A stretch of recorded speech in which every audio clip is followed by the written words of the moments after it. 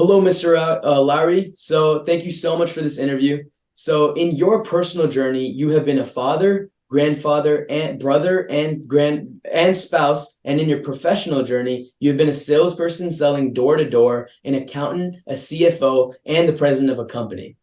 Please That's describe your amazing journey. well, yeah. You just named it. There's a couple of things I did that you didn't indicate. One, when I got out of high school, I was a lifeguard, and outside of being out in the sun and watching all the pretty girls, that taught me some lessons too about how to talk to people.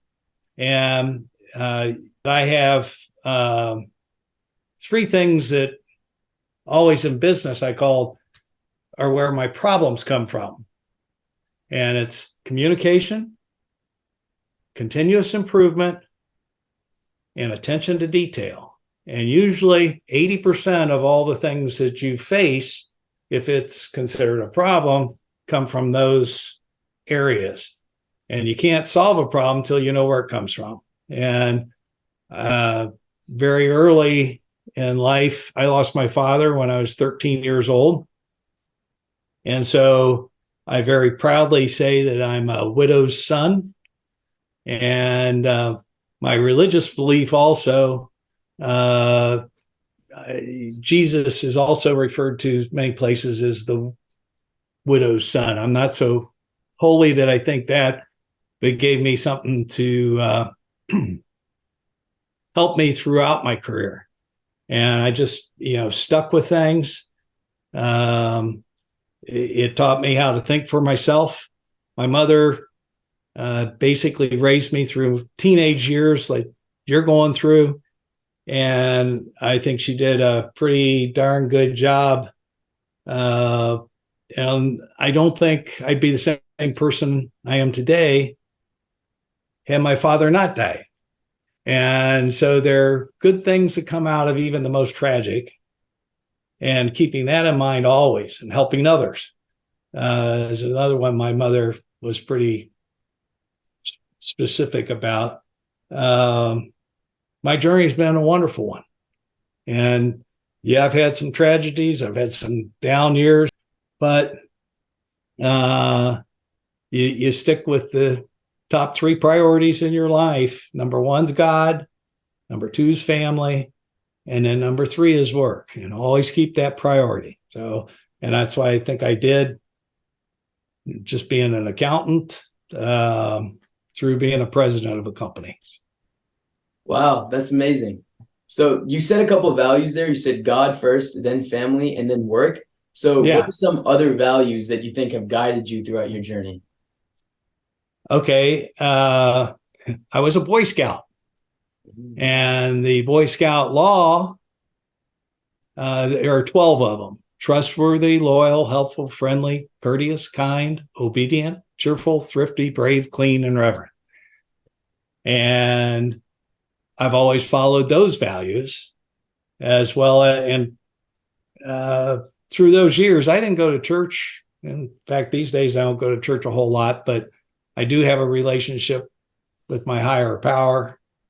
And another organization I belonged to that instilled values in me was a organization, a DMLA. It's a junior Masonic organization. And I particularly believe in fidelity, trueness, not just to you, but to your friends and to your, principles. So the Scout law, the Scout oath, help other people, that sort of thing. You don't get the value. It shouldn't be measured in dollars. It,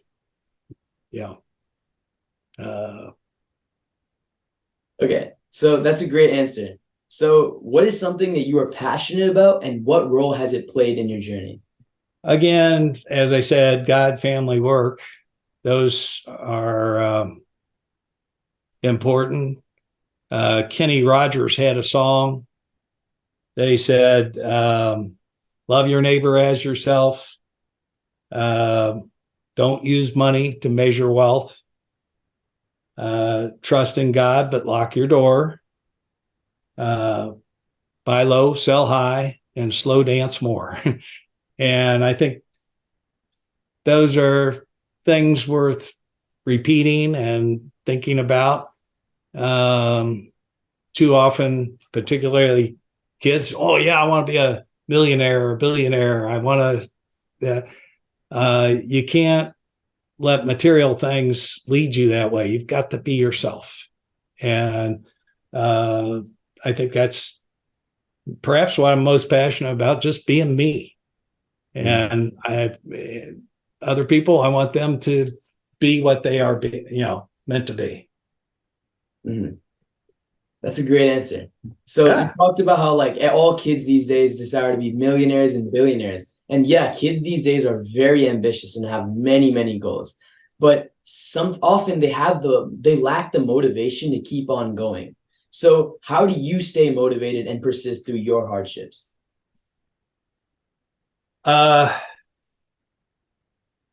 Motivation has to begin inside.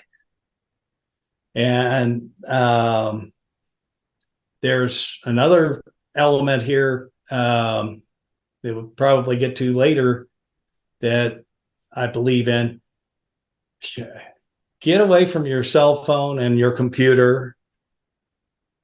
And there's another very old book, and somebody's got to hear some of these books and say, God, that's so old, that's old-fashioned. But there's these truths in them. And this book is called I Dare You. It's by William Danforth. And William Danforth was a real puny little kid. A teacher dared him to be more than that. And he physically built himself up, challenged himself mentally, and became a superhuman being. He started a company called Ralston Purina. It's still around. They check cereals and that sort of thing. And the book I Dare You is hardly over 100 pages. It's a very quick read, but it pushes a fourfold life: mental, physical, spiritual. And so I think that's, and social, excuse me. And I think that's a place where kids should be. You can't do the physical part of it if you're on the computer or on your phone. You can't, obviously, you think it's social to contact people. I'm on the same team as they are as we go through, these things on the computer, on the games. That's not social. Social is eyeball to eyeball, getting together with some people, and spiritual. Every man's spirit is all up to them. You have to do, what calls you, and if that's your own wandering, whether you're, Christian, Hindu, Muslim, whatever, but you've got to find what your spirit fits in. And I think Danforth, that book is a real good beginner of motivational books. It's called I Dare You. So I think it costs all $3 or $4. So I'll definitely give that a read. So speaking of someone challenging themselves, could you tell me about a time where you challenged yourself and how you accomplished it? I struggled with that one, Rishi.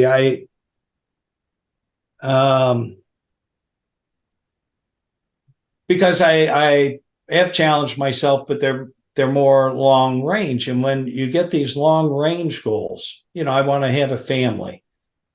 Well, first I better get married, and first I better, I better find somebody else put up with me. And this is more, my belief is more that you go with the flow. And my mother also told me years ago, it's the things you don't do that you regret. And so you need to put yourself out there. If you have an opportunity to do something, you may not be a great athlete, but to go out for a team, why not if you can? Yeah, you're not going to be the best one out there, but go out there and try it, and you're going to feel much better for it than if you never tried. And I was very fortunate to have a great mom that did that. And so these kinds of things, yeah, I had some idea of what I wanted to do. I still remember putting little goals in my pocket and carrying them around in my wallet as something to remember. But that, due to inflation, that became kind of odd because I remember a time when I said, I want to buy a $40,000 home. Well, today a $40,000 home is not what a $40,000 home was in the 70s. So I think of that. And you got to be flexible about those goals. Things happen in life that don't allow you to. I have a friend, his wife couldn't have children and he wanted a family. And so he went through the adoption process, and that became very, very challenging for him too. So, like I said, I struggled with that question more because I believe you put your ambition out there, you motivate yourself to go towards that, and you let things start falling in place as they come at you, and keep a positive mental attitude. Thank you. So if you were interviewing an intern, what is the main thing that you would look for in that individual? Oh, yeah. It was interesting because when I became president at TWB, I wanted to interview every new person, particularly in the salary area. And the two things I look for that others from a technical standpoint might be asking questions about, I usually stuck it to two basic ones. What's the hardest job you've ever done? And then put on your listening and hear what the person's saying, kinds of what they thought it was a hard job. That is to try to determine what kind of work ethic they have. If the hardest job they ever had was, well, my mom made me cut the grass, that's not exactly a hard-working person, And the second one is to try to push and find out what kind of intellect they had.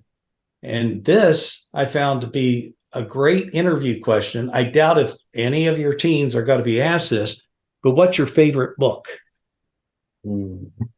Yeah. And why? And you get, sometimes somebody's just big in Clancy, Tom Clancy novels or Michael Crichton or something of that nature. Others do more religious, and it just always got some fascinating answers and some really good insight in what kind of person was there. I know the person we hired for our Mexican operations, I still remember this today. His favorite book was Don Quixote. Now, Don Quixote is a long book, but it's about a guy who takes challenges and hunts down windmills. I don't know if you're familiar with it, but it's a good book to read. So anyway, I think work ethic and intellect are the things I wanted to find out about. So, yeah, that's a great idea. Yeah, I've done a couple of interviews with people for positions in that, and I might just add those questions because those are great questions. So, today teenagers have way too many distractions. Yeah. In the right pocket, they have their phone, the left hand, they have their Apple Watch. It's everywhere. Technology is everywhere. So how would you suggest that they stay organized and focused? I gave that a little thought too. And I don't know how you do it, but you got to read and to create a discipline for yourself. And the type of books that I tried to read, it was more after I was out of college, were motivational books, and some of them still have pertinence today. In fact, Dale Carnegie, his was Win Friends and Influence People. And I think there are Dale Carnegie classes that teach you certain things, and they're all positive. In fact, I sent your dad to one at TWB. But Carnegie wrote books, Norman Vincent Peale, and these are old books, okay? So they may not, I think a teenager today may look at and say, there's nothing in this for me. But I'm telling you, there's something in it for you. Those sorts of books, well, I mentioned I Dare You by Danforth is another one. And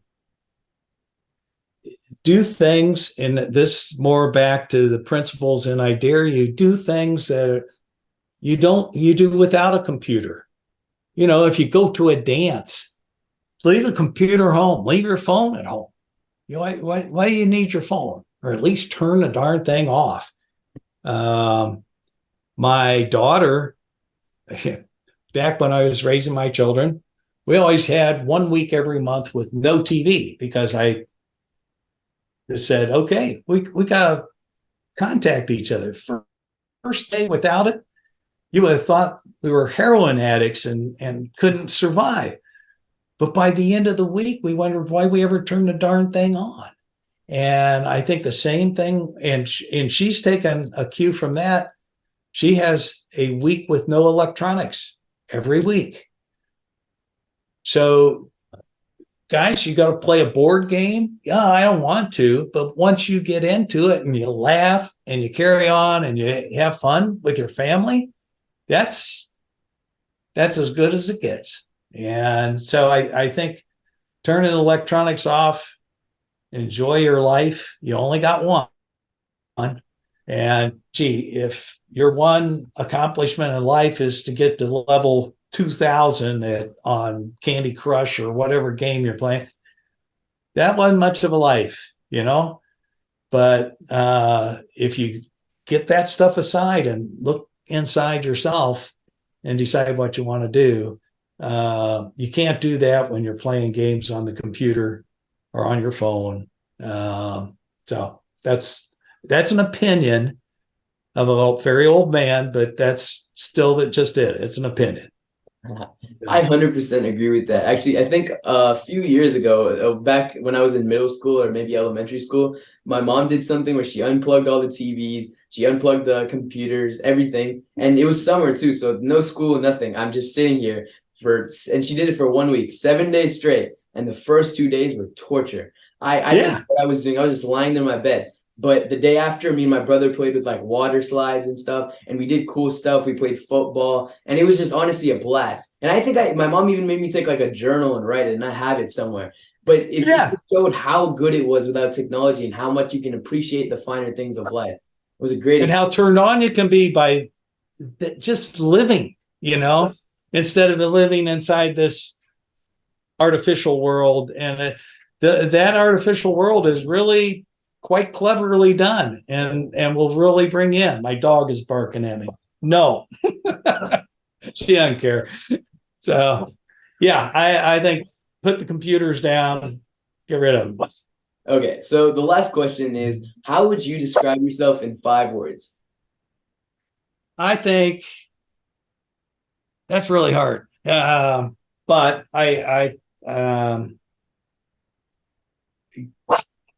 yeah, and the dog just gave you one. No, I'd say Kind teacher and friend. That's three. I guess I had two more, but being my grandkids calling me Papa, that's a great word. And I'm a big Ohio State fan, which isn't going to go over well there in Florida, but it is. Okay, well, thank you so much for your time. It really means a lot.